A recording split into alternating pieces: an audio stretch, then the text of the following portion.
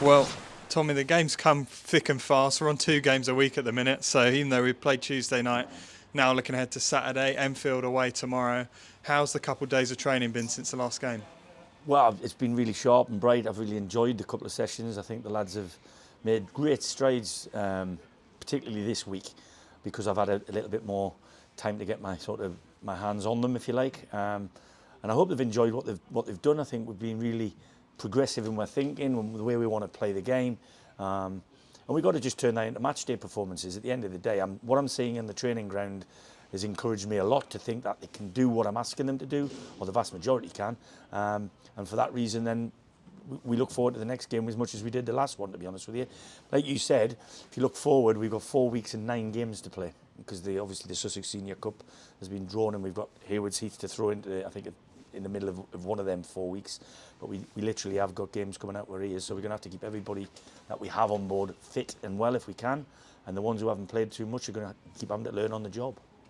Something you keep emphasising is that team mentality, that we, not me.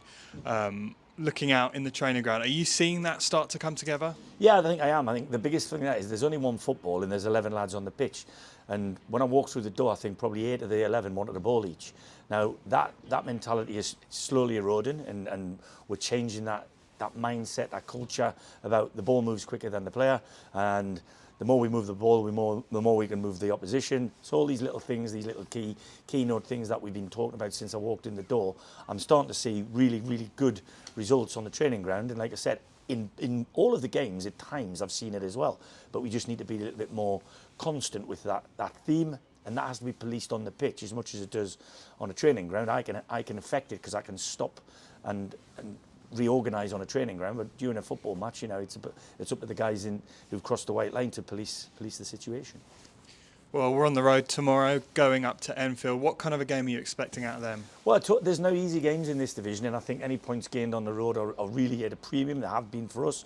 I think with both teams have got similar records over the last 6 games in terms of the points. And both teams will want to be taking more points than what they have currently. So, look, every game is the same as the next game as far as I'm concerned. There's no good as saying, oh, we need to win this one, or it's a must-win game. I don't want to put any more pressure on anybody, like whether that's players, club, staff. It's the next game, and we only ever go out to try and win one game, the next one, and that's what we'll be doing. Well, you've made your first piece of recruitment since coming back today. There's been an outgoing and an incoming. Kai Corbett coming into the fray. Looking ahead to the squad tomorrow, then you'd hope would be a positive change. Yeah, I would. I mean, he's somebody I've worked with before, and I didn't really want to let him go from Aldershot, to be honest with you, but dictated by certain circumstances that, he found an offer somewhere else and went. It hasn't quite worked out from where he went. And I made an inquiry, and it was received, and we've made him part of the group. I think what he does is he brings somebody who knows the way I've worked. The last time I saw him play was outstanding at Wembley, to be honest. He came off the bench and was outstanding for us that day. But he was a lad who I think was in a similar situation to a lot of the players here this time last year. And he took on board my instruction, my information, the way I wanted to play the game. He's a hard-working lad. As much as he's somebody who wants to be on the ball, he wants to be creative, he wants to score goals, he'll work hard for the side. And that's imperative in the position that we're in. With him then, since he's a player who's played under your system before, is there an element of him helping the other lads get on board quicker as well? Yeah, I think that's a big part of it. I mean, he's only 23 himself, but that makes him one of the senior players here.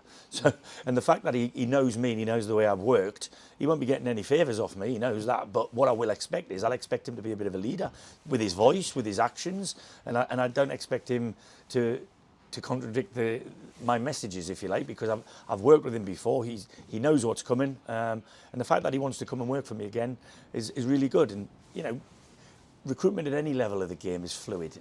Just when people move clubs, it tends to be one in, one out, or and we've got one going in the opposite direction.